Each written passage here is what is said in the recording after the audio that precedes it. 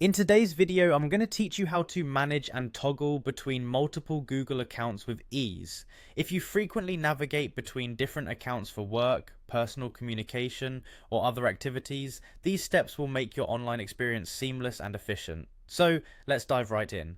First, you'll want to sign in to your initial Gmail account. To do this, simply open your web browser and head over to the Gmail website. Here you'll log in using your primary account credentials. Once you're logged in, you should see your inbox and all the familiar Gmail features you usually use.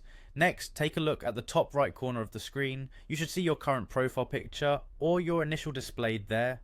This serves as your hub for everything account related. Go ahead and click on it. That will bring up a drop down menu where you'll see various options related to your Google account. Within this menu, you'll need to locate and click on the Add Account button. This will prompt Google to take you to a new login page where you can enter the credentials for your second Gmail account. Be sure to have your email address and password ready for this next step. Once you've entered the required information for your second account, you'll be taken to that account's dashboard. This ensures that both of your Google accounts are now accessible from the same browser instance. Now, to toggle between your accounts, simply follow the same initial step by clicking on your profile picture or initial again in the top right corner.